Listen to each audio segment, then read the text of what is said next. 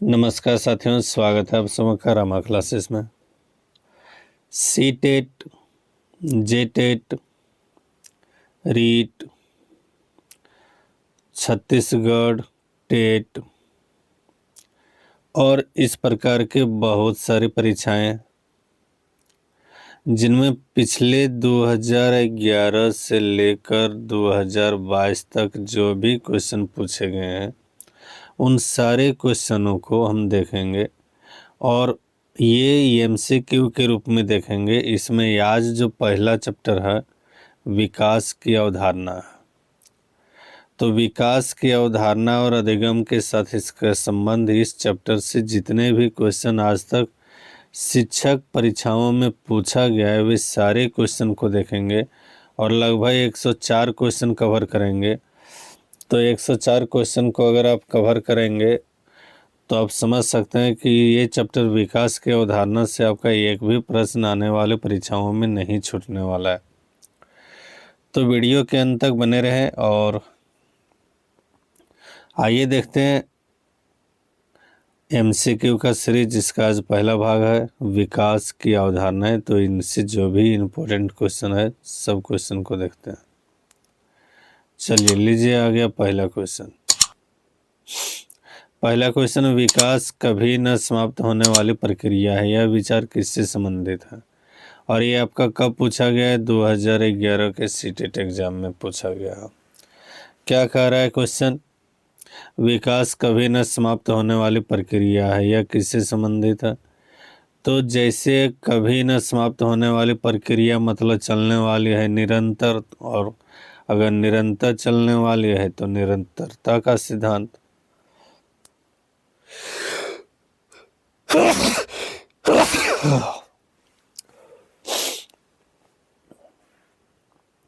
सही आंसर आपका निरंतरता का सिद्धांत।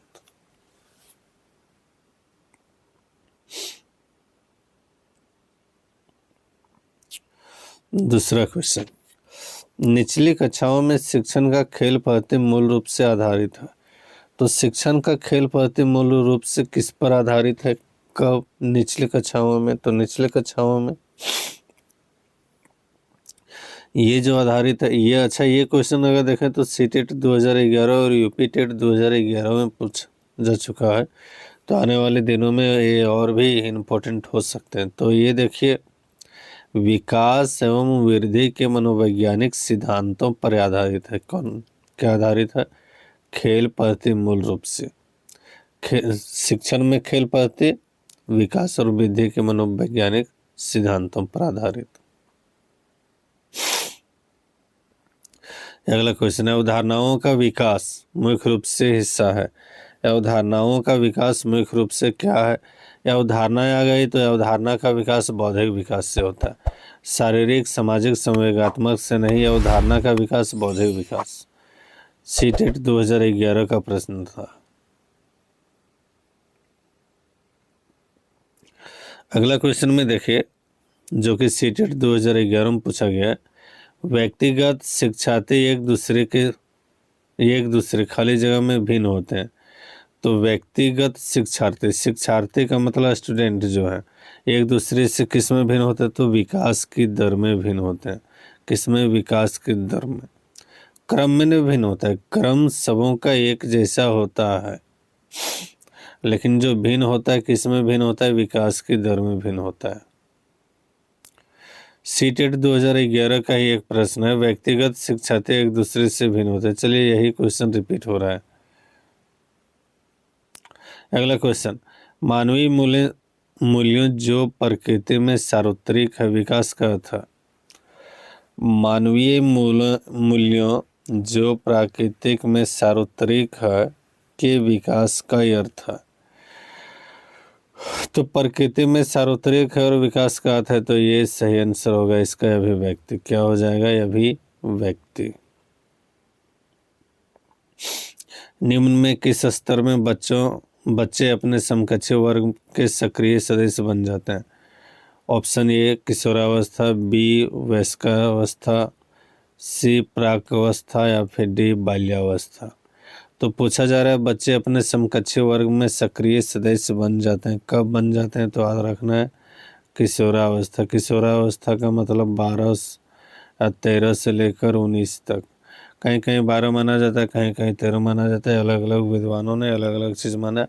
लेकिन किशोरावस्था का मतलब होता है टीनेजर, टीनेजर जिसमें टीन लगे होते हैं, जैसे 13 से 19।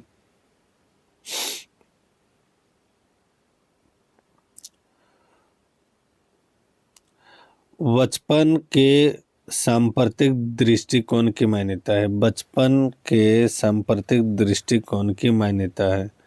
क्या मान्यता है? तो अगर हम सारे ऑप्शन को देखें तो इसमें जो सबसे सटीक है, बचपन वृद्धि एवं परिवर्तन की एक अनूठी अवधि है। मतलब सबसे ज़्यादा वृद्धि और परिवर्तन कहाँ होता है? बचपन में ही होता है। इसलिए बचपन को वृद्धि और परिवर्तन का एक अनूठी अवधि माना है। अगला प्रश्न, शिक्षक को ज्ञान होना चाहिए। यूपी टेट 2011 में पूछा गया है, ने उत्तराखंड टेट है।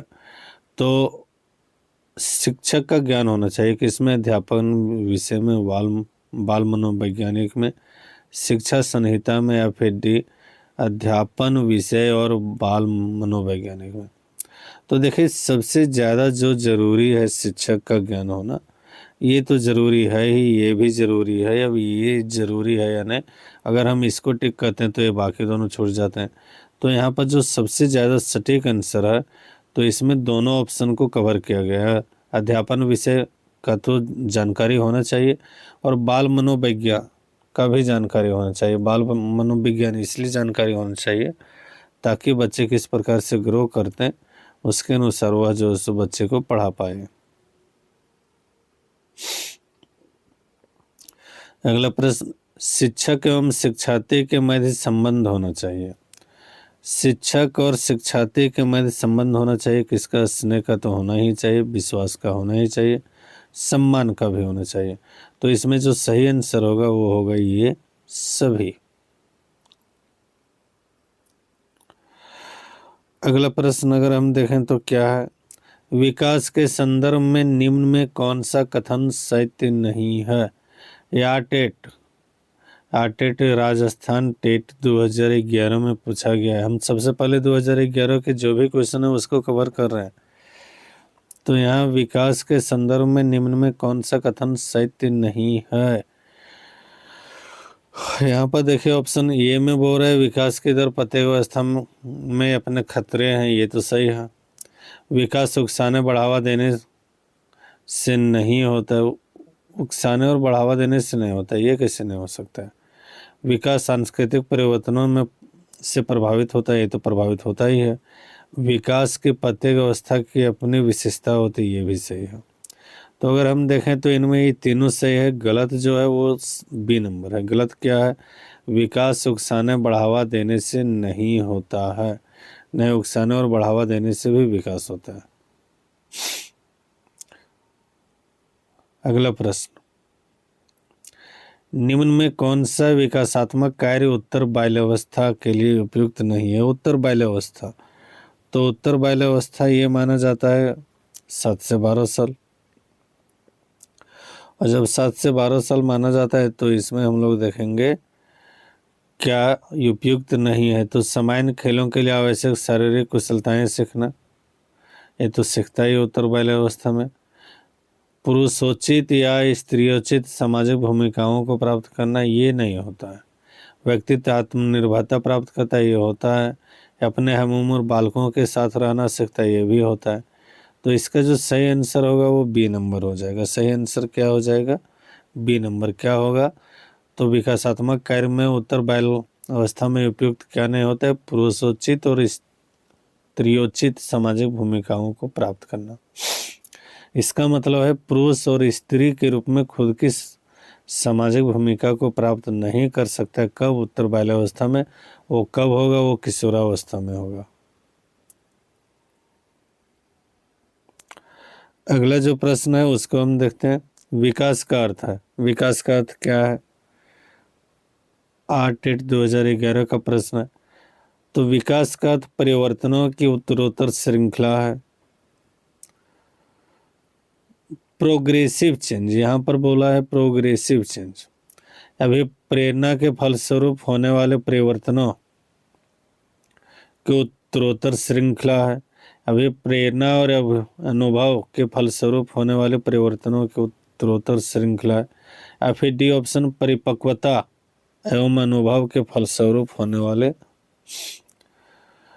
परिवर्तनों की श्रृंखला है। तो जो सबसे ज्यादा सटीक है वो यहाँ पर देखिए परिपक्वता और अनुभव, ये दोनों के परिवर्तन की श्रृंखला को ही हम क्या कहेंगे, विकास कहेंगे। तो सही आंसर डी नंबर हो जाएगी।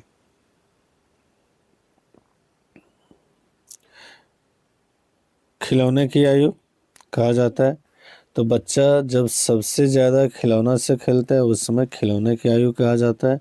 और ये कब होता है, पूर्व बाल्यावस्था होता है। पूर्व बाल्यावस्था का मतलब देखिए 0 से 3 साल हो गया शिशुअवस्था, 2 साल का ही माना जाता है। तो उसके बाद फिर 2 से 7 साल के बीच में जो होता है तो वे क्या हो जाएंगे, वे आपका हो जाएगा पूर्व बाल्यावस्था। और उसी समय लोग खिलौना से ज़्यादा खेलते हैं, याद रखना। शैशवावस्था में नहीं खेल पाएगा, लेकिन उसके बाद पूर्व बाल्यावस्था में जो है सो खिलौना से खूब खेलेगा। अगला प्रश्न, निम्न में कौन सा पूर्व बाल्यावस्था की विशेषता नहीं है? तो पूर्व बाल्यावस्था की विशेषता नहीं है, क्या नहीं है? दल समूह में रहने की व्यवस्था, ये तो रहेगा है। अनुकरण तो करता ही है। प्रश्न करने की व्यवस्था, ये तो है। खेलने की अवस्था, तो उस समय पूर्व बाल्यावस्था में नहीं होता है क्या, खेलने की अवस्था। किसकी अवस्था नहीं होता है, खेलने की अवस्था। अगला प्रश्न, उत्तर बाल्यावस्था में बालक भौतिक वस्तुओं के किस आवश्यक तत्व में परिवर्तन समझने लगते हैं?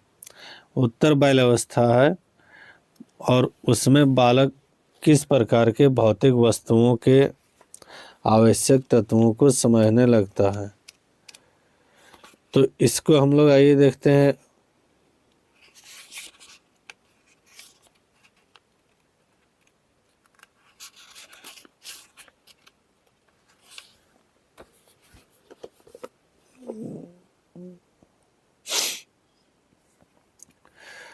फिर से देख लेते हैं, भौतिक वस्तुओं के किस आवश्यक तत्वों के परिवर्तन को समझने लगता है? तो द्रव्यमान को समझेगा, द्रव्यमान और संख्या, संख्या को समझेगा तो द्रव्यमान और संख्या। यहाँ पर 2 ऑप्शन रिपीट हो रहे हैं, तो 2 ऑप्शन जो रिपीट हो रहे हैं,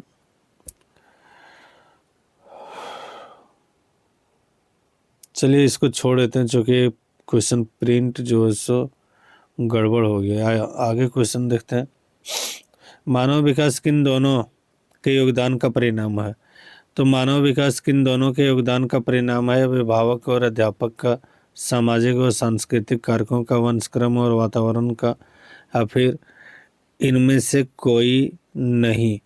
तो 17 का देखिए वंशक्रम और वातावरण, इसको हम लोग पढ़े हैं, एक चैप्टर भी होता है वंशक्रम और वातावरण, और यही प्रभावित करता है किसको, मानव विकास को।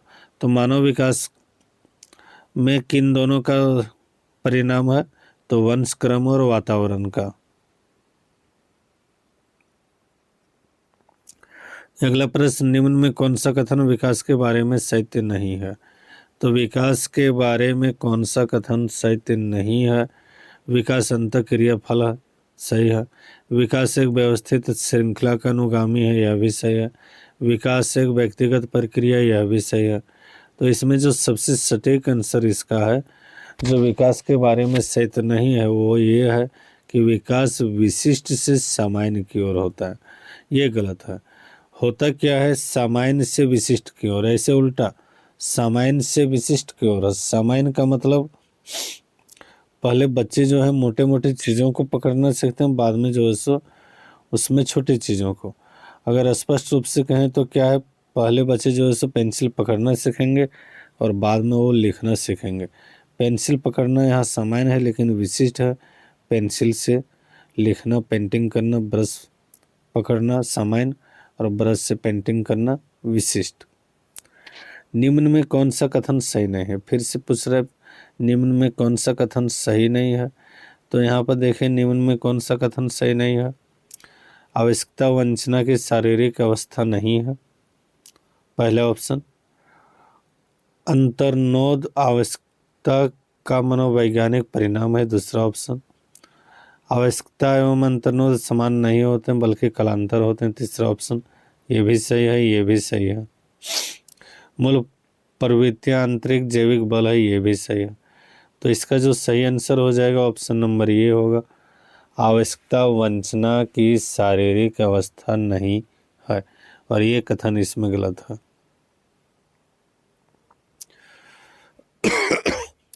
अगला प्रश्न, क्रियात्मक अनुसंधान एक्शन रिसर्च के का उद्देश्य है, जो कि ATET 2011 में पूछा गया है। तो क्या इसका उद्देश्य है एक्शन रिसर्च का? नवीन ज्ञान का खोज, शैक्षिक पद्धतियों में व्यवहार का विकास, कुछ कुछ हद तक ये भी सही है, लेकिन आगे देखते हैं। विद्यालय तथा कक्षा की शैक्षिक प्रणाली में सुधार लाना, या फिर उपरोक्त सभी। तो यहाँ पर अगर हम देखें तो ज़्यादा सटीक है वो 20 का C नंबर है, विद्यालय तथा कक्षा की शैक्षिक कार्य प्रणाली में सुधार लाना।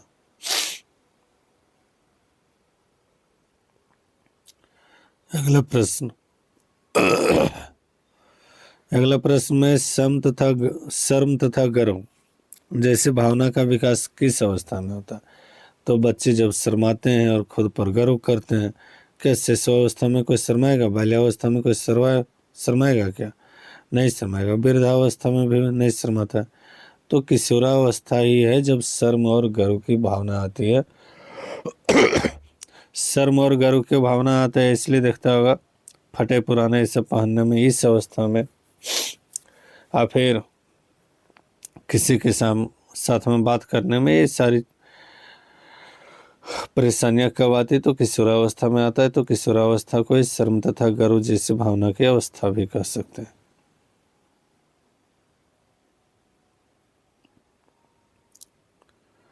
अगला प्रश्न, शैशवावस्था की मुख्य विशेषता क्या नहीं? शैशवावस्था की मुख्य विशेषता क्या नहीं है? तो एक चीज सोच के बताइए, इसमें जो भी ऑप्शन दिया हुआ है सीखने की प्रक्रिया, इस सीखने की प्रक्रिया में तीव्रता ये होता है शैशवावस्था में।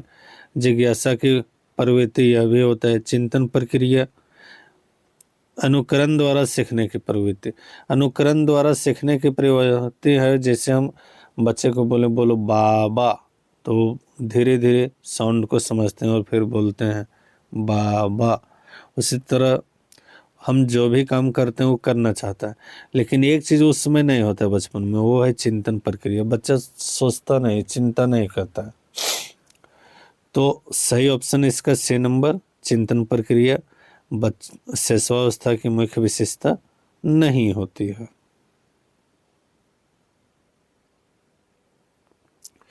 अगला प्रश्न, किस मनोवैज्ञानिक के अनुसार विकास एक सतत और धीमी प्रक्रिया है? किस मनोवैज्ञानिक के अनुसार विकास एक सतत और धीमी प्रक्रिया है? तो विकास एक सतत और धीमी प्रक्रिया है, यह किसने कहा है? स्किनर ने कहा है। किसने कहा है? स्किनर ने कहा है। तो सही आंसर इसका जो है C नंबर, स्किनर। बाल्यावस्था होता है, तो बाल्यावस्था 12 वर्ष तक। बाल्यावस्था कब तक? 12 वर्ष तक। बाल्यावस्था 12 वर्ष तक। तो 0 से 2-2.5 साल तक माना जाता है शैशवावस्था, और शैशवावस्था के बाद 12 साल तक माना जाता है किसको? बाल्यावस्था। और उसके बाद 12 साल से 19 साल तक किशोरावस्था, 18 साल 19 साल तक किशोरावस्था माना जाता है। विकास में वृद्धि का तात्पर्य है, छत्तीसगढ़ टेट 2011 में पूछा गया प्रश्न है। इसमें हम जो भी प्रश्न को कर रहे हैं वो किसी न किसी प्रकार के परीक्षाओं में पूछा ही गया है, और वह भी इसी चैप्टर से संबंधित है। हम बाकी सारे चैप्टर को इसमें कवर नहीं किए, और बाकी सारे चैप्टर को फिर हम आगे जो है सो अगले सारे चैप्टर को कवर करेंगे। तो यहाँ पर देखिए, विकास में वृद्धि का तात्पर्य है। विकास में वृद्धि का तात्पर्य क्या है? ज्ञान में वृद्धि, वजन में वृद्धि, संवेग में वृद्धि। देखिए वजन और संवेग में तो विधि विकास का मतलब नहीं। यहाँ पर देखिए आकार, सोच, समझ, कौशलों में वृद्धि, ये सबसे ज़्यादा सटीक है, तो यही आंसर होगा 25 का डी नंबर, आकार, सोच, समझ, कौशलों में वृद्धि। 26 नंबर का क्वेश्चन देखते हैं। परिपक्वता का संबंध है किससे? विकास से, बुद्धि से, सृजनात्मकता से, या फिर वृद्धावस्था। परिपक्वता, परिपक्वता का मतलब विकास, परिपक्वता का मतलब विकास, तो परिपक्वता का संबंध किससे? विकास से संबंध है। तनाव और क्रोध की अवस्था है, तनाव और क्रोध की अवस्था है, तनाव और क्रोध की अवस्था है। देखिए शेषवावस्था में तनाव क्या रहेगा? वो तो बच्चा है। बाल्यावस्था में भी तनाव नहीं होता। वृद्धावस्था के बारे में, जैसे हम बाल विकास के बारे में बात कर रहे हैं, तो वृद्धावस्था के कोई भी ऑप्शन जल्दी आंसर नहीं आएगा। हमको वृद्धावस्था के बारे में पढ़ना ही नहीं है। तो यहाँ पर तनाव और क्रोध का जो अवस्था है वो किशोरावस्था है। इसी में ज़्यादा तनाव में रहता है और फिर किस में? क्रोध में भी आता है। अगला प्रश्न, एक 13 वर्षीय बालक बात बात पर अपने से बड़ों की जगह बड़ों से झगड़ा करने लगता है और हमेशा स्वयं को सही साबित करने की कोशिश करता है। तो कौन सी अवस्था में? तो जाहिर सी बात है, जब इस प्रकार की बात आने लगे तो किशोरावस्था। कौन अवस्था? किशोरावस्था। कब? जब बालक का उम्र यहाँ 13 वर्ष का है। तो फिर इसमें सोचना क्या है? 13 वर्ष वाले बच्चा, किशोरावस्था।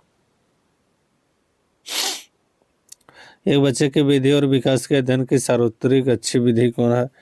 तो विकास और वृद्धि, ये दोनों के अध्ययन का जो विषय है, विधि है, सबसे अच्छा जो है वो विकासी विधि है। कौन है? विकासी विधि, डेवलपमेंट मेथड, किस प्रकार से बच्चे विकसित होते हैं, और उसी की तरह से हम बच्चे को अगर सिखाएंगे तो ज़्यादा कारगर सिद्ध होगा। बच्चे के विकास के सिरस्थ सिद्धांत के अनुसार निम्न में कथन सही है। सिरस्थ मतलब सिर से पांव की ओर। क्या सिरस्थ कब होता है? सिर से पांव की ओर। तो इसका सही आंसर क्या हो जाएगा? तो इसका सही आंसर हो जाएगा सिर से पांव की ओर, सिरस्थ वही ऑप्शन नंबर ये। विकास सिर से पैर की ओर होता है। इसका मतलब बच्चे का सबसे पहले सिर विकसित होता है, उसके बाद उसका पैर विकसित होता है।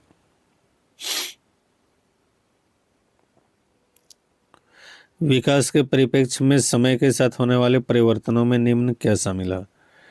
तो समय के साथ होने वाले परिवर्तनों में यहाँ पर देखें, रूप होता है, ये दर होता है, अनुक्रम होता है, तो सही आंसर इसका हो जाएगा डी, ये सभी।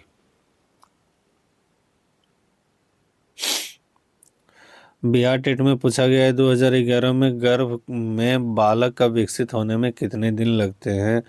तो याद रखना है 9 महीना, 9 महीना को अगर हम 30 से गुना करते हैं तो 270 या 275 दिन होता है। यहाँ पर बच्चे का विकास होना में गर्भ में जो है सो कितना दिन? 280 दिन सही ऑप्शन है। और याद रखना है 280 दिन, 9 महीना या फिर 280 दिन। तो शॉर्ट में अगर हम बोलेंगे तो 9 महीना, लेकिन दिन में अगर कैलकुलेट करेंगे तो 280 दिन। नवजात शिशु का भार होता है, जो छोटा बच्चा होता है उसका वजन कितना होता है? तो छोटा बच्चा का जो वजन होता है लगभग 7 पाउंड होता है। इससे थोड़े ज़्यादा हो सकते हैं, थोड़े कम हो सकते हैं, लेकिन 7 पाउंड वाले बच्चे ज़्यादा अच्छा होता है। औसत 7 पाउंड जाता है। निम्नलिखित में कौन सा विकास का सिद्धांत नहीं है? तो विकास का सिद्धांत इनमें कौन नहीं है? विकास लंबवत न होकर वृत्ताकार होता है, एकदम सही है। विकास क्रमबद्ध होता है, यह भी सही है। विकास निरंतर होता है, निरंतर का मतलब जैसे बच्चा जन्म लिया उसके बाद जब तक नहीं मरते विकास होता है। जन्म क्या? जब पेट में वो होता है भ्रूणावस्था में, उसी समय से विकास होना प्रारंभ हो जाता है। तो ये तीनों ऑप्शन सही है। ऑप्शन नंबर डी, विकास मशीनी प्रक्रिया है, ये गलत है। विकास को हम किसी मशीन के द्वारा नहीं बढ़ा सकते हैं। ऐसा नहीं कर सकते हैं कि मशीन में हम डालें इधर से ये 2 साल का बच्चा और उधर से सीधे 8 साल का बच्चा निकल जाए, वैसा कुछ नहीं है। तो विकास मशीनी प्रक्रिया नहीं है। ऑप्शन नंबर डी इसका सही आंसर होगा। वृद्धि को प्रभावित करने वाला कारक पर्यावरण, स्वास्थ्य, आहार, ये सभी तो ऑटोमेटिक है। पर्यावरण, स्वास्थ्य और आहार तो विकास को प्रभावित करते हैं, तो सही आंसर डी नंबर, ये सभी। विकास शुरू होता है, विकास कहाँ से शुरू होता है? उत्तर बाल्यावस्था से, प्रसव पूर्वावस्था से, शैशवावस्था से, या फिर पूर्व बाल्यावस्था से। तो विकास जो शुरू होता है, हम अभी बात किए थे प्रसव पूर्व अवस्था से। प्रसव पूर्व अवस्था का मतलब जब बच्चा जन्म नहीं लिया रहता है, उससे पहले ही विकास प्रारंभ हो जाती है, उससे पहले ही विकास शुरू हो जाता है। तो इसको हम लोग कह सकते हैं विकास प्रसव पूर्व अवस्था से ही शुरू हो जाता है। ऑप्शन नंबर 20 सही आंसर। संकल्पनाओं की व्यवस्थित प्रस्तुति विकास के निम्नलिखित किन सिद्धांतों पर के साथ संबंधित है? संकल्पनाओं की व्यवस्थित प्रस्तुति जो है विकास के निम्नलिखित किन सिद्धांतों पर के साथ संबंधित हो सकती है? तो यहाँ देखिए, विकास के परिणाम स्वरूप वृद्धि होता है। विकास विषम जातीयता और स्वायत्तता की ओर अग्रसर होता है। विषम जातीयता नहीं हो सकता है। विद्यार्थी विभिन्न दरों पर विकसित होते हैं। विभिन्न दरों पर विकसित होते हैं, ये भी नहीं। विकास सापेक्ष रूप से क्रमिक होता है, ये ज़्यादा सटीक आंसर है। तो ज़्यादा सटीक आंसर क्या है? विकास सापेक्ष रूप से क्रमिक होता है। क्रमिक का मतलब एक क्रम की ओर से। निम्नलिखित में कौन सा विकास का सिद्धांत है?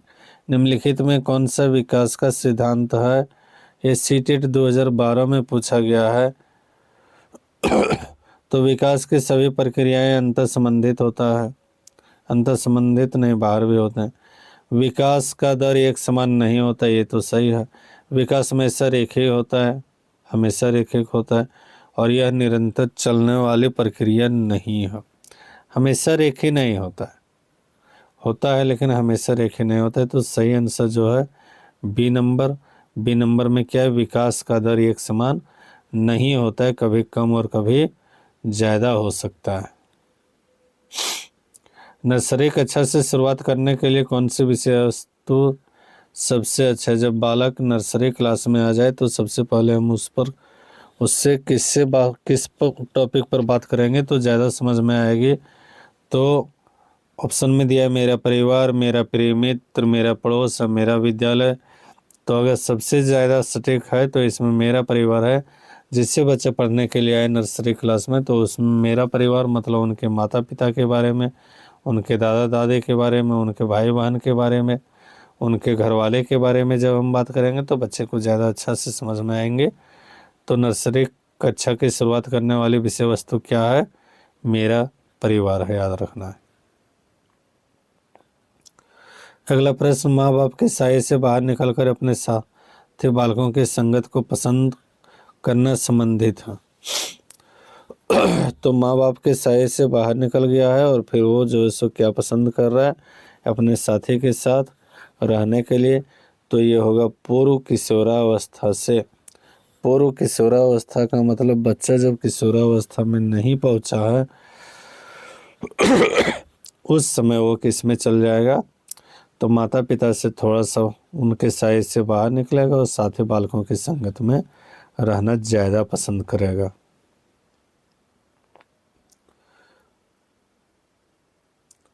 अगला प्रश्न देखिए, विकास का वही संबंध परिपक्वता से जो उद्दीपन से।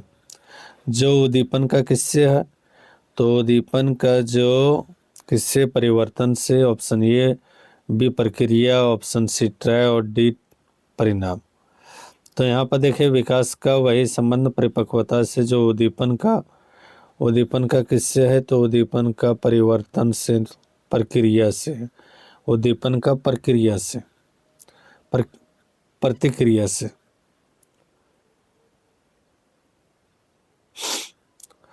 अगला प्रश्न सीटेट 2013 में पूछा गया क्वेश्चन को देखिए, डरना नहीं, बहुत बड़ी क्वेश्चन है। तो निम्न में कौन सा कथन बच्चे के विकास में परिवेश भूमिका का समर्थन करता है? तो ऑप्शन ए, कुछ शिक्षार्थी सूचनाओं को जल्दी प्रक्रमण करते हैं जबकि उसी कक्षा के अन्य विद्यार्थी ऐसा नहीं कर पाते हैं। पहला ऑप्शन हमने देखा। दूसरा ऑप्शन, पिछले कुछ दशाब्दियों मतलब 10-12 साल से में बुद्धि लब्धांक परीक्षा में शिक्षार्थी का औसत प्रदर्शन में लगातार वृद्धि हुआ है। सी में, एक समान जुड़वा बच्चे जिनका लालन पालन भिन्न घरों में उनका बुद्धि लब्धि 0.75 के समान उच्च है। या फिर डी में, शारीरिक रूप से स्वस्थ बच्चे अक्सर नैतिक रूप में भी अच्छे पाए जाते हैं। तो यहाँ पर अगर इस ऑप्शन को देखें, शारीरिक रूप से स्वस्थ बच्चे क्या हमेशा नैतिक रूप से अच्छे पाए जाएंगे, ये कहना ठीक नहीं है। इसका जो सबसे सटीक आंसर है वो ऑप्शन नंबर बी है। ऑप्शन नंबर क्या है, बी सबसे सटीक आंसर क्या है कि दशाब्दियों में बुद्धि लब्धांक परीक्षा में शिक्षार्थियों का औसत प्रदर्शन लगातार वृद्धि हो रहा है। तो पिछले 10-12 साल में देखें तो उसका जो औसत प्रदर्शन है उसमें क्या हो रहा है, वृद्धि हो रहा है। अगला प्रश्न, विकास के किस काल को अत्यधिक दबाव और तनाव वाला काल कहा जाता है। तो इसको हम लोग पहले भी पढ़ चुके हैं। विकास के किस काल को अत्यधिक दबाव और तनाव का काल कहा जाता है। तो याद रखना है, अत्यधिक दबाव और तनाव का जो काल है वो किशोरावस्था है। कौन अवस्था है, किशोरावस्था, टीनेजर, 12 से 19 साल। 12 को छोड़ ही दिया जाए तो 13 से 19 साल। अगला क्वेश्चन, पूर्व विद्यालय में पहली बार आया बच्चा मुक्त रूप से चिल्लाता है। 2 वर्ष पश्चात वही बच्चा जब प्रारंभिक विद्यालय में पहली बार आता है तो अपना तनाव चिल्लाव व्यक्त नहीं करता, अपितु उसके कंधे व गर्दन की पेशियां तन जाती है। उसके इस व्यवहारिक परिवर्तन का सैद्धांतिक आधार है। तो इस प्रकार का उसका जो परिवर्तन हुआ है उसका सबसे बड़ा कारण क्या है। ऑप्शन ए में दिया है, विभेद व एकीकरण विकास के लक्षण है। ऑप्शन बी, विकास क्रमिक प्रकार से होता है। ऑप्शन सी, विकास निरंतरीय होता है। और फिर ऑप्शन डी, अलग अलग लोगों में विकास भी भिन्न भिन्न रूप में होता है। तो यहाँ पर जो इनका सटीक लक्षण है, बच्चा देखिए जब पहली बार आ रहा है तो मुक्त रूप से चिल्ला रहा है। मुक्त रूप से चिल्ला रहा है मतलब उनको किसी भी प्रकार का कोई टेंशन नहीं है। लेकिन 2 साल के बाद जब वही बच्चा आता है पहली बार तो तनाव चिल्लाक व्यक्त नहीं करता है, मतलब वो तनाव चिल्ला के रूप में व्यक्त नहीं करता है, बल्कि उनके गर्दन और कंधे की मांसपेशियां जो है वो तन जाती। तो ये किसके कारण हो रहा है, विभेद व एकीकरण विकास के लक्षण के कारण हो रहा है। तो उसी के कारण हम जान रहे हैं कि विभेद और एकीकरण विकास के लक्षण में ही वैसा होता है।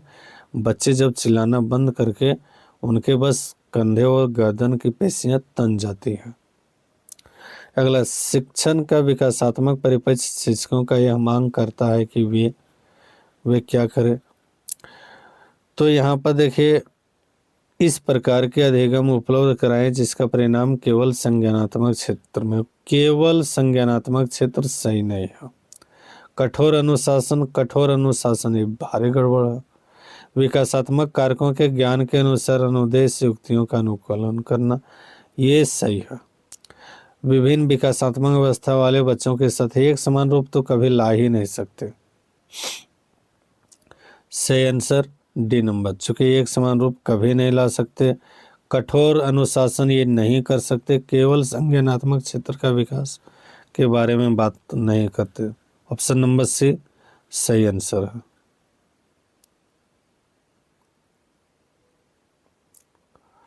अगला प्रश्न, निम्नलिखित में कौन सा प्रारंभिक बाल्यावस्था अवधि के दौरान उन भूमिकाओं और व्यवहार के बारे में जानकारी प्रदान करते हैं जो एक समूह में स्वीकार्य है।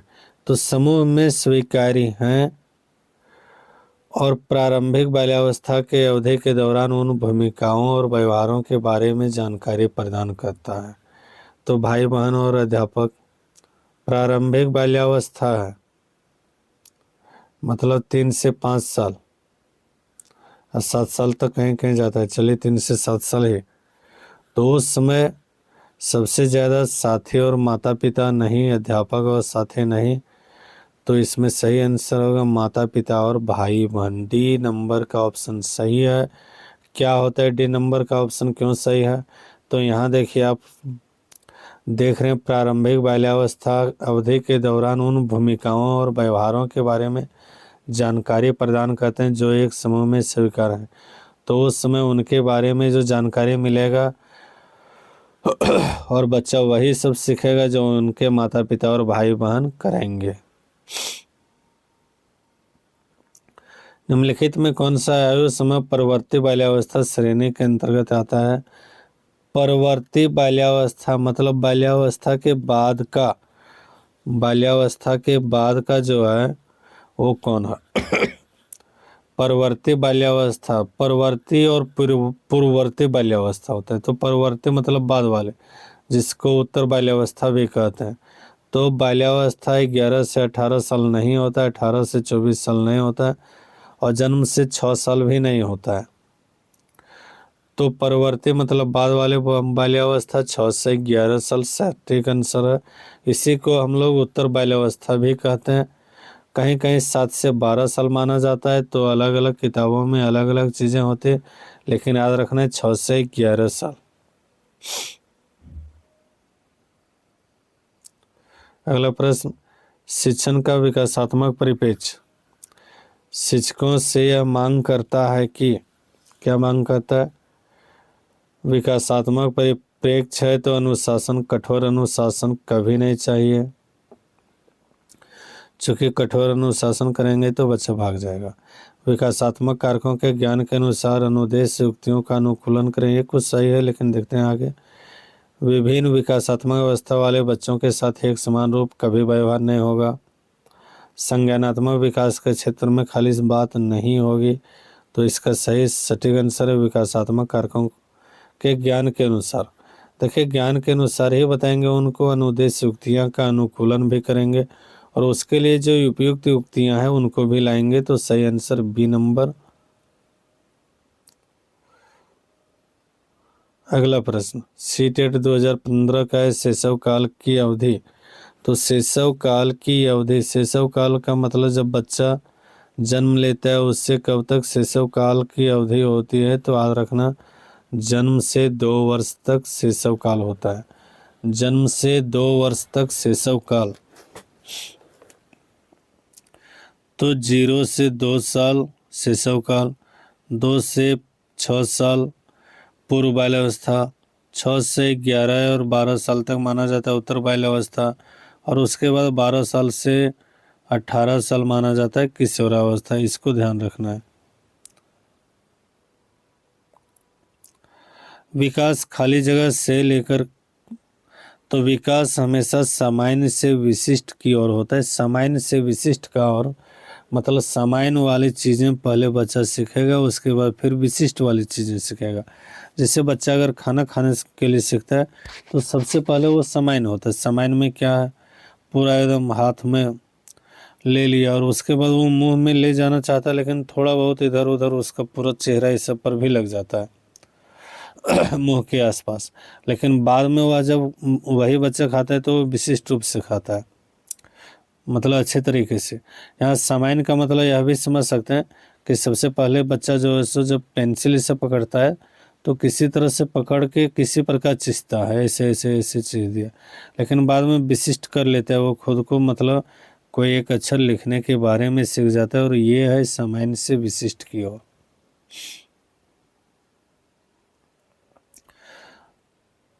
जब वयस्क सहयोग से सामंजस्य कर लेते हैं तो बच्चे के वर्तमान स्तर के प्रदर्शन को संभावित क्षमता के स्तर के प्रदर्शन की तरफ प्रगति क्रम को सुगम बनाते हैं। और इसे क्या कहा जाता है? तो इसे कहा जाता है सहयोग देना। क्या कहा जाएगा? सहयोग देना। ऑप्शन नंबर बी सही आंसर है। मध्य बाल्यावस्था में भाषा खाली जगह के बजाय अधिक, फिर एक खाली जगह दे दिया है। तो यहाँ पर ऑप्शन में देखें, यह केंद्रित या सामाजिकृत। भाषा यह केंद्रित के बजाय सामाजिकृत होता है। ऑप्शन बी में भाषा सामाजिकृत के बजाय हम केंद्रित होता है। ऑप्शन सी में भाषा जीववादी के बजाय समाजवादी होता है। या फिर ऑप्शन डी भाषा परिपक्व के बजाय यह परिपक्व होता है। कब है? मध्य बाल अवस्था है, और मध्य बाल अवस्था में भाषा सामाजिकृत के बजाय यह हम केंद्रित होता है। मतलब भाषा जो है समाज से संबंधित उसका नहीं हो पूरा, अगर कहेंगे समाज के अनुसार वो भाषा बोले तो वैसा नहीं होगा। यह हम केंद्रित मतलब ये अपने अनुसार वो भाषा बोलेंगे। कब? मध्य बाल अवस्था में बोलेंगे। निम्नलिखित में कौन सा कथन विकास और अधिगम के बीच संबंध का सर्वश्रेष्ठ रूप में जोड़ता है? कौन सा कथन है जो विकास और अधिगम के बीच में सबसे सर्वश्रेष्ठ रूप है? तो यहाँ पर ऑप्शन को हम देख लेते हैं। सबसे पहले ऑप्शन में दिया गया अधिगम विकास से पीछे रहता है। अधिगम और विकास समानार्थक परिभाषित शब्द हैं। अधिगम और विकास एक जटिल तरीके से अंतर संबंधित है। विकास अधिगम से स्वतंत्र है। तो विकास कभी भी अधिगम से स्वतंत्र नहीं होता है, न ही जो है समानार्थ है और परिभाषिक शब्द है, और न ही अधिगम विकास से पीछे रहता है। अधिगम और विकास साथ साथ चलने वाली प्रक्रिया है। तो यहाँ पर देखिए अधिगम और विकास एक जटिल तरीके से अंतर संबंधित हैं। सही आंसर सी नंबर होगा। विकास, अधिगम और विकास एक जटिल तरीके से अंतर संबंधित है, मतलब एक दूसरे से जुड़े हुए हैं। इनमें से कौन सा विकास का एक सिद्धांत नहीं है? विकास केवल संस्कृति और शासित को निर्धारित करता है। विकास जीवन पर्यंत होता है, एकदम होता है। विकास वंशानुक्रम और पर्यावरण दोनों से प्रभावित होता है। विकास संसाधन योग्य भी है। तो यह भी ऑप्शन सही लग रहा है। तो इसका जो सबसे सटीक सही आंसर है, विकास का सिद्धांत नहीं है। क्या नहीं? केवल संस्कृति से शासित और निर्धारित होता है। ये सही नहीं है, और यही इसका सही आंसर हो जाएगा। निम्नलिखित में एक प्राथमिक स्तर के शिक्षक के लिए सबसे महत्वपूर्ण गुण है। यूपी टेट लेवल 1 में पूछा गया 2015 में। प्राथमिक स्तर के शिक्षक के लिए सबसे महत्वपूर्ण गुण क्या है? प्राथमिक स्तर के शिक्षक के सबसे महत्वपूर्ण गुण क्या है? तो देखिए शिक्षण विधियों की सक्षमता और विषय का ज्ञान होना। ज्ञान विषय का होना चाहिए, लेकिन उससे ज़्यादा जरूरी और कुछ भी है। उच्च मानक भाषा में पढ़ाने की क्षमता। उच्च मानक भाषा प्राथमिक स्तर के लिए नहीं है। उच्च मानक भाषा है उच्च स्तर के लिए।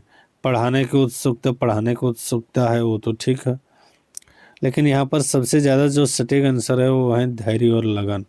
प्राथमिक स्तर के शिक्षक को क्या करना चाहिए? धैर्य और लगन करना चाहिए। बच्चा धीरे धीरे सीखता है, तो वहाँ पर धैर्य लगा के रखना चाहिए। नहीं तो आप बहुत ज़्यादा उत्सुक होंगे, आप अपने विषय में बहुत ज़्यादा सक्षम होंगे, वो कोई मायने नहीं रखेगा अगर आपके पास धैर्य और लगन नहीं है। तो सही आंसर होगा धैर्य और लगन। निम्नलिखित में कौन सा विकास का सिद्धांत है? निरंतर चलने वाली प्रक्रिया नहीं है, नहीं। विकास की सभी प्रक्रियाएं अंतर संबंधित नहीं है, नहीं। विकास इस सभी की विकास दर समान नहीं होता है। और ऑप्शन नंबर डी विकास हमेशा एक ही होता है। तो यहाँ पर देखिए विकास का दर एक समान नहीं होता, ये सही है। हमेशा एक ही नहीं होता है। तो सही आंसर इसका क्या हो जाएगा? सही आंसर विकास की दर हमेशा एक समान नहीं होता है। कभी ज़्यादा सीखेंगे, कभी कम, कभी ज़्यादा ग्रो कर जाएंगे, कभी कम। यदि विद्यार्थी पाठ में रुचि न लेते प्रतीत हो तो शिक्षक को क्या करना चाहिए? तो शिक्षक को क्या करना चाहिए अगर पता लग रहा है कि बच्चे नहीं सीख रहे हैं या फिर बच्चे पाठ में रुचि नहीं ले रहे हैं? ओपी टेट प्राइमरी लेवल का क्वेश्चन है, 2015 में पूछा गया था। शिक्षण विधि को बदल दें। दृश्य श्रव्य सामग्रियों का प्रयोग लाकर पाठ को रुचिकर बनाएं। कक्षा से चले जाएं। कक्षा से कैसे जा सकते हैं आप? कक्षा में कोई अन्य कार्य दे दें, प्रारंभ करें, ये भी नहीं होगा। तो क्या है? शिक्षण विधि को बदलना होगा अगर बच्चे रुचि न लेते हो तो। ऑप्शन नंबर ये सही है।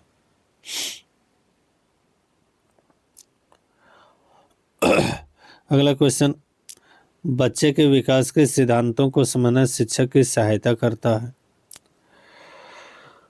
किस चीज में सहायता करता है शिक्षक को बच्चे के विकास के सिद्धांत को समझने से? तो शिक्षार्थी के विभिन्न अधिगम शैलियों को प्रभावी रूप से संबोधित करते हैं। शिक्षार्थी के सामाजिक स्तर को पहचानने में, अच्छा सामाजिक स्तर तो पहचानना ठीक है, शिक्षार्थी की आर्थिक पृष्ठभूमि को पहचानने में और शिक्षार्थी को क्या पढ़ना चाहिए या औचित्य स्थापित करने में। देखिए कहीं ना कहीं सारे कुछ सही है, लेकिन सही जो आंसर है वो ये है कि शिक्षार्थी के भिन्न अधिगम शैलियों को प्रभावी रूप से संबोधित करने के लिए हमको क्या समझना होता है? विकास के सिद्धांत को समझना होता है। एक शिक्षक के रूप में विकास के सिद्धांत को किस लिए समझना है? ताकि शिक्षार्थियों के विभिन्न अधिगम शैलियों को प्रभावी रूप से संबोधित किया जा सके। अगला प्रश्न देखते हैं, निम्नलिखित में कौन सा वृद्धि और विकास के सिद्धांतों से संबंधित नहीं है? वृद्धि और विकास के सिद्धांतों से संबंधित नहीं है। यूपी टेट में पहले लेवल का क्वेश्चन में पूछा गया 2015 में। तो यहाँ पर देखिए वृद्धि और विकास के सिद्धांतों से संबंधित नहीं है। निरंतरता का विकास हमेशा निरंतर चलता है, सही है। समन्वय का सिद्धांत, ऑप्शन थोड़ा सा उल्टा पुल्टा हो गया है यहाँ पर। वर्गीकरण का सिद्धांत या फिर डी में है व्यक्तित्व का सिद्धांत। तो देखिए कौन सा वृद्धि और विकास के सिद्धांतों से संबंधित नहीं है, इसका सही जो आंसर है, सही आंसर है बी नंबर, वर्गीकरण का सिद्धांत। सही आंसर क्या है? वर्गीकरण का सिद्धांत। वर्गीकरण का जो सिद्धांत है वृद्धि और विकास के सिद्धांतों से संबंधित नहीं है।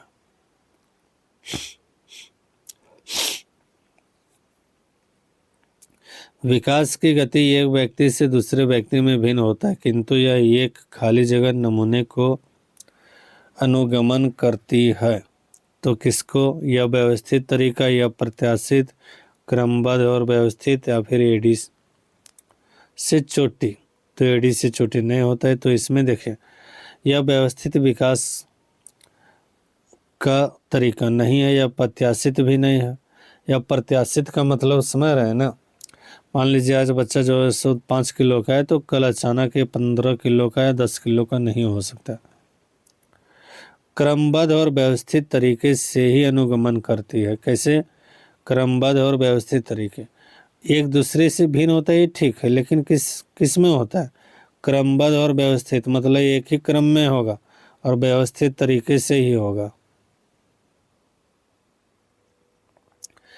विकास के लिए निम्नलिखित में कौन सा एक उचित है? तो एक उचित है, इनमें कौन सा होगा? सामाजिक सांस्कृतिक संदर्भ विकास के लिए एक महत्वपूर्ण भूमिका निर्वाह करता है, सही है। विकास केवल एकल आयामी नहीं बहुआयामी होता है।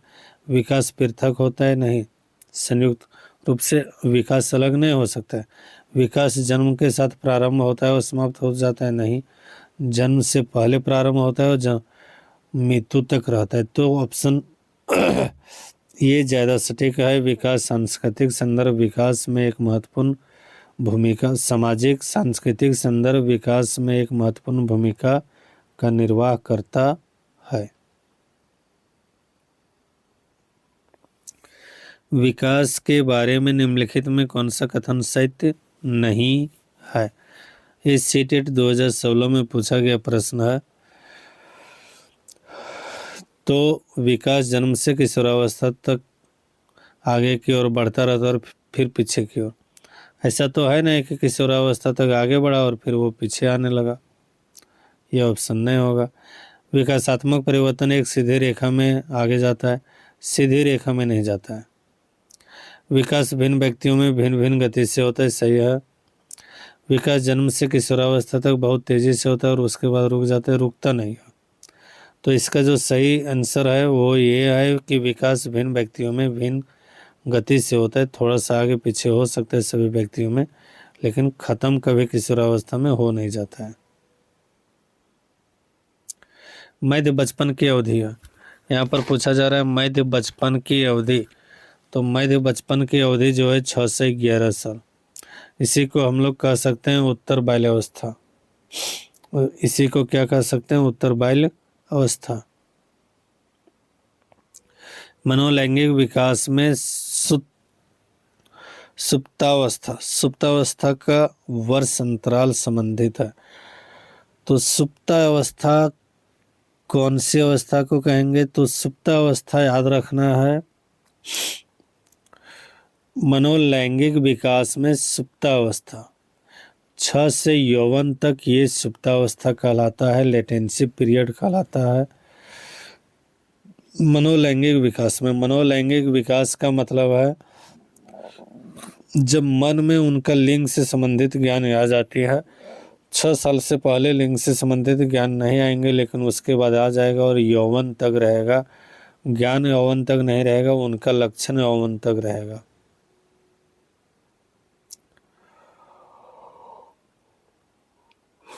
विकास का सिद्धांत नहीं है। फिर से पूछा जा रहा है कौन सा विकास का सिद्धांत नहीं है? अनुकूलित प्रत्यावर्तन का सिद्धांत, निरंतर विकास का सिद्धांत, परस्पर संबंध का सिद्धांत और समान प्रतिमान का सिद्धांत। यहाँ पर अगर ऑप्शन देखें तो ये तो होता ही है, ये भी होता ही है, और निरंतर विकास तो करता ही है, लेकिन यहाँ पर ऑप्शन ये नंबर जो है वो नहीं होता है। तो ऑप्शन नंबर ये सही है इसका, अनुकूलित प्रत्यावर्तन का सिद्धांत।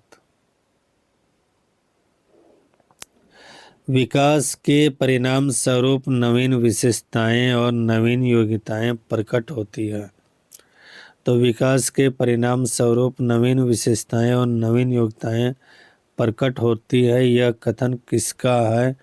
तो यह कथन किसका है कि विकास परिणाम स्वरूप नवीन विशेषताएं और नवीन योग्यताएं प्रकट होती है। Option A Ghiselli, option B Hurlock, option C Meredith और ऑप्शन डी डगलस और हॉलैंड। तो ऑप्शन बी सही आंसर है, हरलॉक। हरलॉक का सिद्धांत क्या है? यहाँ पर बी नीचे लिखा गया है, थोड़ा इसको प्रिंट मिस्टेक कर सकते हैं। तो हरलॉक का सिद्धांत है विकास का परिणाम स्वरूप नवीन विशेषताएं, नवीन योग्यताएं प्रकट होती है। विकास के कारण नवीन विशेषताएं आएगी और नवीन योग्यताएं वो प्रकट करेगी। तो निम्नलिखित में कौन सा कथन सही नहीं है?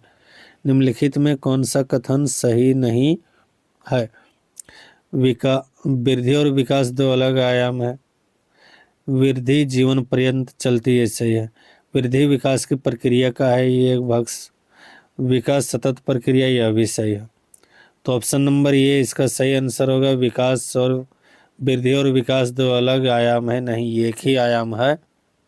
तो ऑप्शन नंबर ये सही होगा, चूंकि यहाँ पूछ रहे कौन सा कथन सही नहीं है। इनमें से किनका नाम सृजन शास्त्र, सृजन ने सृजन शास्त्र के पिता से जुड़ा हुआ है? तो सृजन शास्त्र के पिता किसे कहा जाता है? क्वेश्चन में यही पूछा जा रहा है, तो याद रखना गाल्टन को कहा जाता है। किसे कहा जाता है? गाल्टन को कहा जाता है। सबसे पहले खाली जगह दे दिया गया है। उसके बाद के अलावा निम्नलिखित कारकों से खेल युवा बच्चों के विकास में एक महत्वपूर्ण भूमिका निभाते हैं। तो किसके कारण वे अपने शरीर पर निपुणता प्राप्त करके यह उनकी इंद्रियों का उत्तेजित करता है? ऑप्शन सी यह समय बिताने का सुखद तरीका है। ऑप्शन डी यह नए कौशल हासिल करते हैं और सीखते हैं उन्हें कब किया जाए। तो निम्नलिखित कारकों से खेल युवा बच्चों के विकास के में एक महत्वपूर्ण भूमिका निभाता है। सही आंसर है समय बिताने का सुखद तरीका। के अलावा निम्नलिखित कारकों से खेल युवा बच्चों के विकास में एक महत्वपूर्ण भूमिका निभाता है, मतलब सिर्फ समय बिताना नहीं है, उसमें और भी चीज़ें ऐड होती है। अगला चीज़ें जो कि सीटेट सेकेंड लेवल का 2018 का क्वेश्चन है। शरीर के केंद्रीय भाग से परिधियां और अंगारकों की ओर विकास होता है, यह दिखाता है या दर्शाता है। ये क्या दर्शा रहा है? विकास की प्रक्रिया में मध्य भाग का विकास के सिद्धांत को स्वप्नीय विकास के सिद्धांत को, विकर्णीय विकास के सिद्धांत को, या फिर विकेंद्रित विकास के सिद्धांत को। तो सही आंसर होगा, चूंकि शरीर के केंद्र भाग से परिधि की ओर, परिधि मतलब ये साइड है, तो सबसे पहले मध्य भाग विकास हुआ, तो मध्य भाग के विकास के सिद्धांत को फॉलो कर रहा है। ऑप्शन नंबर ये सही आंसर।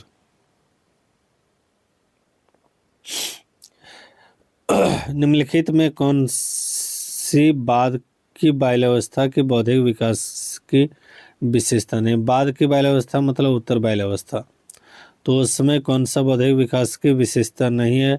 विज्ञान की काल्पनिक कथाओं में अधिक रुचि लेना, बढ़ती हुई तार्किक शक्ति, भविष्य की योजना की सूझबूझ, और फिर काल्पनिक भयों का यंत्र।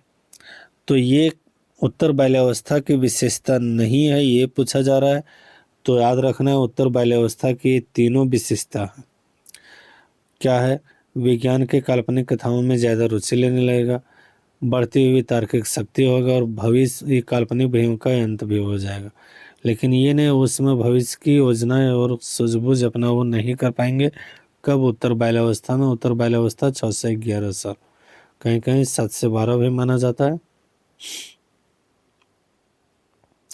गिरोह अवस्था। गिरोह अवस्था का मतलब जब वह अपना ग्रुप बना लेता है, आयु वर्ग से विलंब विकास से संबंधित है। तो गिरोह अवस्था मतलब जब वह अपना ग्रुप बना लेता है, और ग्रुप बनाना मतलब किशोरावस्था। यहाँ पर देखें किशोरावस्था का जो सबसे सटीक दिया है, तो 16 से 19 वर्ष एवं अभिलेख। यहाँ पर एक चीज़ और जुड़ा हुआ है, विलंब विकास, तो अभिलेख। तो ऑप्शन नंबर सी सही आंसर। अगला प्रश्न, निम्न में कौन सा फ्लेंडर की अंतःक्रिया विश्लेषण प्रणाली से संबंधित नहीं है? तो फ्लेंडर के अंतःक्रिया विश्लेषण प्रणाली से संबंधित नहीं है, तो इसका सही आंसर है अभिभावन कथन। अभिभावक कथन। अभिभावक कथन जो है फ्लेंडर के क्रिया विशेष प्रणाली से संबंधित नहीं है। अगला प्रश्न, निम्नलिखित में कौन सी बाल्यावस्था की विशेषता नहीं है? तो बाल्यावस्था की विशेषता नहीं है, ये पूछा जा रहा है। तो इनमें से ऐसा कौन सा चीज़ है जो बाल्यावस्था की विशेषता नहीं है? सामूहिक की प्रबलता, समूह में रहेंगे, ये ठीक है। जिज्ञासा में कमी, ये सही नहीं है। तो जिज्ञासा उसमें बच्चों की बढ़ी होती, बाल्यावस्था में जिज्ञासा ज़्यादा होती, तो इसकी विशेषता नहीं है। सही आंसर बी नंबर होगा। निम्नलिखित में कौन सा वृद्धि और विकास का प्रथम चरण है? वृद्धि और विकास का प्रथम चरण है, तो सबसे पहले वृद्धि और विकास किसका होगा? शारीरिक विकास का होगा। सामाजिक विकास बाद में होगा, नैतिक विकास बाद में होगा, और मानसिक विकास भी बाद में ही होगा। हरियाणा टेट लेवल 3 का 2019 का प्रश्न है, निम्नलिखित में कौन सा कथन बालक विकास के सिद्धांतों के बारे में गलत है? बालक विकास के सिद्धांतों के बारे में कौन सा कथन गलत है, ये पूछा जा रहा है। तो यहाँ पर देखिए, विकास एक निश्चित और पूर्व अनुमानित प्रारूप होती, ये तो सही है। विकास अनुवांशिक और वातावरण का उत्पाद परिणाम है, यह भी सही है। सभी व्यक्ति उनके विकास से एक समान होते हैं, ये गलत है। तो इसका सही आंसर जो है ऑप्शन नंबर सी है।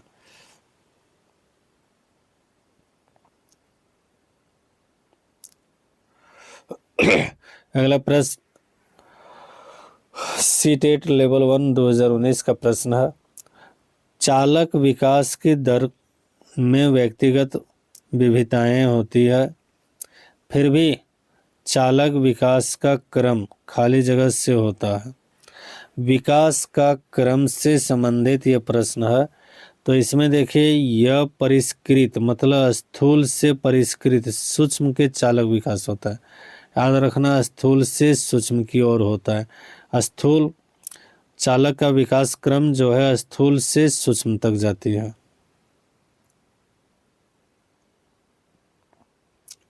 सीटेट लेवल फर्स्ट 2019 का प्रश्न है, यह वह अवधि जो वयस्कता के संक्रमण की पहल करती है, उसे क्या कहते हैं?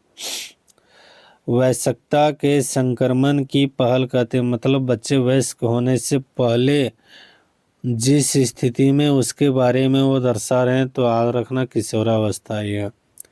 तो किशोरावस्था में ही वयस्कता के संक्रमण की पहल करती, मतलब उसके वयस्क होने का गुण आने लगता है। कब आने लगता है? किशोरावस्था में ही आने लगता है। निम्नलिखित में कौन सा विकास के व्यापक आयामों का सही पहचान करता है? विकास के व्यापक आयामों का पहचान सही तरीके से करता है वो कौन करता है? शारीरिक, संज्ञानात्मक, सामाजिक और संवेगात्मक। ये सही है इसका, और सही आंसर यही होगा।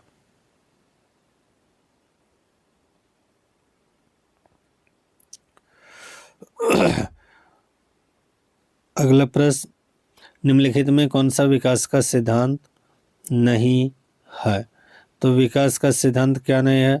अलग अलग गति से विकास करते हैं, विकास तुलनात्मक रूप से क्रमिक होता है, विकास समय के साथ धीरे धीरे घटित होता है, विकास की सटीक गति और प्रकृति जन्म से ही निर्धारित होता है। ये ऑप्शन नंबर डी एकदम गलत है, तो ऑप्शन नंबर डी ही इसका सही आंसर हो जाएगा, क्योंकि जन्म के समय ही किसी के विकास के बारे में हम निर्धारण नहीं कर सकते हैं। अगला प्रश्न है, निम्नलिखित कथनों में से कौन सा विकास एवं अधिगम के बीच संबंध का सही तरीके से सूचित करता है? 81 नंबर का प्रश्न है। तो यहाँ पर देखिए, विकास एवं अधिगम संबंधित नहीं है, ऑप्शन ये। विकास अधिगम विकास का ध्यान दिए बिना घटित होता है, ऑप्शन बी। अधिगम की दर विकास की दर से काफ़ी अधिक होती है, ऑप्शन सी। लेकिन इसका जो सही आंसर है वो ऑप्शन डी है, विकास और अधिगम अंतर संबंधित होते हैं। अंतर संबंधित मतलब एक दूसरे से संबंधित होते हैं, और अंतर निर्भर भी होता है, एक दूसरे पर निर्भर भी होता है। कौन कौन? विकास और अधिगम। बच्चा का जिस प्रकार से विकास होगा उसी प्रकार का अधिगम बच्चा सीख भी पाएगा। अगला प्रश्न, निम्नलिखित में कौन सा विकास का सिद्धांत नहीं है? तो विकास का सिद्धांत नहीं, विकास जीवन पर्यंत होता है, ये तो सही है। विकास परिवर्तन होता है, यह भी सही है। विकास आनुवांशिकता एवं पर्यावरण दोनों के द्वारा प्रभावित होता है, ये भी सही है। विकास सार्वभौमिक और सांस्कृतिक संदर्भ इसे प्रभावित नहीं करते हैं, ऑप्शन नंबर डी इसका जो है सो गलत है, और यही इसका आंसर सही हो जाएगा। क्या हो जाएगा? विकास सार्वभौमिक, सारे ओर से सांस्कृतिक संदर्भ में प्रभावित नहीं करते हैं, चूंकि सांस्कृतिक संदर्भ भी प्रभावित करेगा किसको? विकास को। इसमें क्वेश्चन का नंबर लिख बोल गए, 83 नंबर का प्रश्न है ये। तो यह विभिन्न सांस्कृतिक संदर्भों में, अरे क्वेश्चन ही गया हुआ, क्या है क्वेश्चन? चलिए क्वेश्चन यहाँ पर है। 83 नंबर का प्रश्न है, बाल्यावस्था की अवधारणा का अभिप्राय है। बाल्यावस्था की अवधारणा का अभिप्राय है, क्या है बाल्यावस्था की अवधारणा के अभिप्राय? तो यह विभिन्न सांस्कृतिक संदर्भों में सार्वभौमिक रूप से है, समकालीन सामाजिक रचनावादी मनोविज्ञान के अनुसार है। ये सी में यह कि बच्चे दुष्ट रूप से पैदा होते हैं और उसे सही बनाना होता है, या फिर डी में यह कि बच्चे शून्य से शुरुआत करते हैं, उनके गुण पूरी तरह से परिवेश के द्वारा निर्धारित किए जाते हैं। तो यहाँ पर जो सबसे सटीक आंसर है बी नंबर है। बी नंबर में क्या है? तो बाल्यावस्था का अवधारणा का अभिप्राय है, बाल्यावस्था के अवधारणा का अभिप्राय है समकालीन सामाजिक संरचनावादी मनोवैज्ञानिक के अनुसार यह एक सामाजिक संरचना है। निम्नलिखित में कौन सा मध्य बाल्यावस्था की विशेषता है? तो मध्य बाल्यावस्था के शारीरिक वृद्धि और विकास बहुत तेज से होती है, यह मूर्त रूप से सोचने और वैज्ञानिक तर्क का प्रयोग करने की योग्यता विकसित होती है, बच्चे तार्किक एवं मूर्त रूप से सोचना प्रारंभ कर देते हैं, या फिर अधिगम मुख्य रूप से संवेदी चालक गतिविधियों द्वारा घटित होती है। तो मध्य बाल्यावस्था का कौन सा गुण है? तो मध्य बाल्यावस्था का गुण है बच्चे तार्किक और मूर्त रूप से सोचना प्रारंभ कर देते हैं, ऑप्शन नंबर सी इसका सही आंसर होगा। विकास के किस अवस्था को कॉल तथा ब्रूस ने संवेगात्मक विकास का अनोखा काल कहा है? संवेगात्मक विकास का अनोखा काल किस अवस्था को कहा है? तो बाल्यावस्था को कहा है। किस अवस्था को? बाल्यावस्था। इसी को शिशुआवस्था भी कहा जाता है। ये 0 से 2 साल तक होती है। कब से कब तक? 0 से 2 साल बाल्यावस्था। ओह सॉरी, शिशुआवस्था तो ऑप्शन में दिया है, बाल्यावस्था यहाँ पर है। तो बाल्यावस्था ऑप्शन नंबर ए सही है। बाल्यावस्था में ही क्या होता है? विकास का अनोखा पहल होता है। और यह कब से कब तक? तो 3 साल से इसको हम लोग कह सकते हैं 11 साल तक होता है बाल्यावस्था। और उसी समय उसका विकास का पहल अनोखा होता है। अगला, कक्षा में छात्रों का प्रश्न पूछने के लिए क्या करना चाहिए? प्रेरित करना चाहिए, हतोत्साहित करना चाहिए, अनुमति नहीं देनी चाहिए, रोक देनी चाहिए।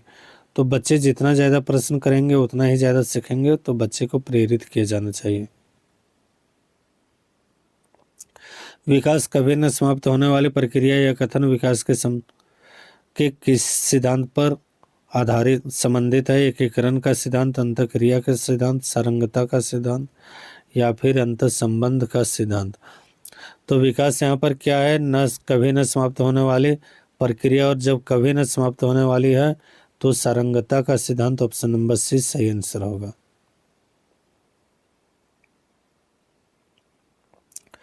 बच्चे के वृद्धि मुख्यतः संबंधित होता है। तो बच्चे का वृद्धि जो है मुख्य रूप से संबंधित होता है, किस पर संबंधित होता है बच्चे का वृद्धि? तो बच्चे का वृद्धि संबंधित होता है सामाजिक विकास से, शारीरिक विकास से, नैतिक विकास से या भावनात्मक विकास से। ऑप्शन तो सब सही है, लेकिन जो वृद्धि यहाँ पर सही देखना है, वृद्धि विकास नहीं, विकास होता तो सारे सही होता है। वृद्धि शारीरिक विकास को ही वृद्धि कहेंगे। तो यहाँ पर सही आंसर होगा शारीरिक विकास से। वृद्धि का संबंध शारीरिक विकास। शारीरिक विकास मतलब बच्चा 1 फुट से 2 फुट हो रहा है, 3 फुट हो रहा है, उसके हाथ मोटे हो रहे हैं, और इसी को हम लोग वृद्धि करेंगे। वृद्धि कहेंगे मतलब बढ़ा हुआ। पाठ सहगामी क्रियाएं मुख्यतः संबंधित है। पाठ सहगामी क्रिया किससे संबंधित है? ये यूपी टेट लेवल 1 में 2020 में पूछा गया है। पाठ सहगामी क्रिया किससे संबंधित है?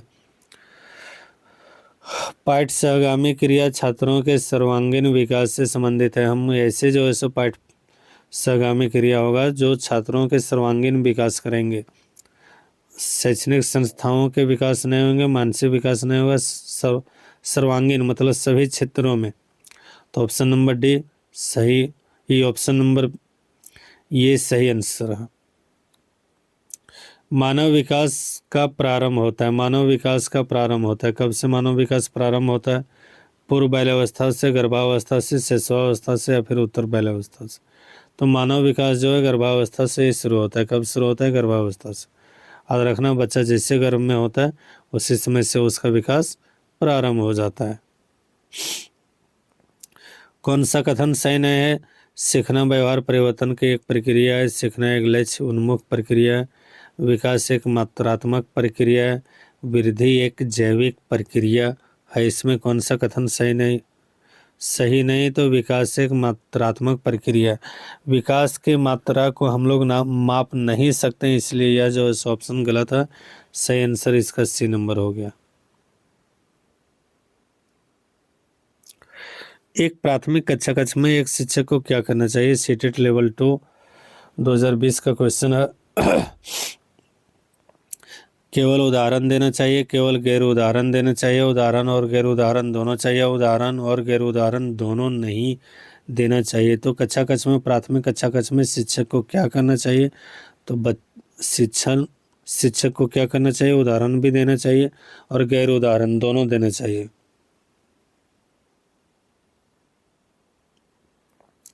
अगला, विकास के संदर्भ में निम्न में कौन सा कथन सही है? विकास के संदर्भ में कौन सा कथन सही है? विकास की दर सभी संस्कृतियों में सभी के लिए समान होती है। विकास केवल विद्यालय में होने वाले अधिगम को कहते हैं।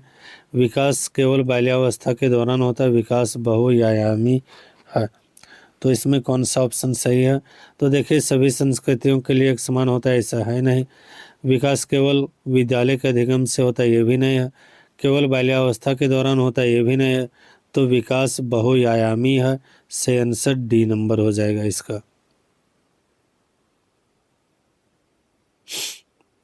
अगला प्रश्न, जन्म से किशोरावस्था तक बच्चों के विकास किस क्रम में होता है? जन्म से किशोरावस्था तक बच्चे का विकास का क्रम जो है सांवेदिक, मूर्त, यमूर्त। याद रखना है, बच्चा का पहला जो विकास होता है सांवेदिक होता है, फिर मूर्त की ओर और बाद में यमूर्त की ओर। बाल्यावस्था की अवधि में विकास। बाल्यावस्था में अवधि में विकास क्या होता है? धीमी गति से होता है, उससे मापा नहीं जा सकता है। बहुस्तरीय और मिश्रित होता है। में केवल परिणात्मक, बाल्यावस्था में विकास केवल परिणात्मक परिवर्तन होता है। या फिर यह नियमित और यह संबंध है। यह नियमित और यह संबंध मतलब अचानक कोई परिवर्तन नहीं होता, लेकिन बहुस्तरीय होता है। कैसा होता है बहुस्तरीय? मतलब अनेक स्तर में विकास होता है बाल्यावस्था में, और मिश्रित रूप से होता है, मिला जुला होता है। तो ऑप्शन नंबर बी इसका सही आंसर होगा। मिश्रित का मतलब मिला जुला का मतलब उसका हाथ भी विकसित करेगा, पैर भी विकसित करेगा, सोचने की क्षमता भी विकसित होगा, इसलिए उसको मिश्रित भी कहा जाएगा। अगला प्रश्न, विकास के विषय में निम्नलिखित में कौन सा कथन सही नहीं है? तो बच्चों के विकास में बहुत सी सांस्कृतिक विविधताएं होती है। संसार में सभी बच्चों का विकास एक ही क्रम में सुनिश्चित समय से होता है। एक ही क्रम में विकास सुरुचिपूर्ण सुव्यवस्थित समूह की अवस्थाओं में पूर्व निश्चित अनुवांशिक घटकों का कारण होता है। ये विषय विकास एक सरल से एक दिशा प्रक्रिया में ये विषय है। तो ऑप्शन नंबर ये इसका सटीक आंसर होगा, चूँकि यही गलत है। विकास में बहुत सी सांस्कृतिक विविधताएं होती। सांस्कृतिक विविधताएं सिर्फ विकास नहीं होता है। अगला प्रश्न, निम्नलिखित में मध्य बाल्यावस्था की अवधि में मुख्य प्रमाण चिन्ह कौन सा है? मध्य बाल्यावस्था में मुख्य प्रमाण चिन्ह कौन सा है? प्रतीकात्मक खेल का उभरना, तर्कसंगत विचारों का विकास जो प्राकृतिक रूप से मूर्त हैं, पैसे कौशल और समग्र शारीरिक वृद्धि का तेजी से विकास, या फिर धीमे वैज्ञानिक तर्क या मूर्त रूप से सोचने की क्षमता का विकास। तो इसका जो सही आंसर है वो बी नंबर होगा, तर्क संगत विचारों का विकास जो प्राकृतिक रूप से मूर्त नहीं है, यह मध्य बाल्यावस्था का प्रमाण चिन्ह है। अगला प्रश्न, निम्नलिखित में कौन सा कथन व्यक्ति के विकास की प्रक्रिया में सही है? सीटेट 2022 का प्रश्न है, कौन सा कथन व्यक्ति की विकास की प्रक्रिया में सही है? तो विकास की प्रक्रिया एक दिशा होता है। एक दिशा मतलब एक ही दिशा में होता है, ये गलत है। यह केवल व्यक्ति की अनुवांशिकता से ही प्रभावित होता है। अनुवांशिकता और वातावरण दोनों से प्रभावित होता है। विकास की प्रक्रिया में सांस्कृतिक विविधताएं होती है, ये सही है। तो ऑप्शन नंबर सी सही आंसर। केवल वातावरण से होता है नहीं, वातावरण और अनुवांशिक दोनों से होता है। वातावरण और अनुवांशिक दोनों से होता है। तो बी और सी तो बी और डी तो यहीं चल गया, एक दिशा नहीं होता है। तो ऑप्शन नंबर सी इसका सही आंसर है। विकास की प्रक्रिया में सांस्कृतिक विविधताएं होती है। विकास का चरणीय सिद्धांत निम्नलिखित नियमों में से किस पर स्पष्ट रूप से जोर देता है? चरणीय सिद्धांत किस पर स्पष्ट रूप से जोर देता है? तो विकास की यह निरंतरता पर जोर देता है। और आज का ये अंतिम प्रश्न रहा। अगर आप लोगों को पसंद आई होगी तो आप इसे अपने दोस्तों के साथ ज़रूर शेयर करें, और चैनल पर अगर नए होंगे तो चैनल को सब्सक्राइब करें, लाइक करें, और कमेंट में बताएं इनमें क्या क्या कमी रह गई। तो इनमें से कौन सा विकास का सिद्धांत नहीं है? विकास एक रेखीय और एक आयामी होता है, यही तो ऑप्शन गलत है। क्योंकि विकास जो है बहुआयामी होता है। कैसा होता है? बहुआयामी। तो यहाँ पर कह रहा है कौन विकास का सिद्धांत नहीं है, तो ऑप्शन नंबर ये सही होगा। आप वीडियो के अंत तक बने रहे, इसलिए आपका बहुत बहुत धन्यवाद। नमस्कार, जोहार।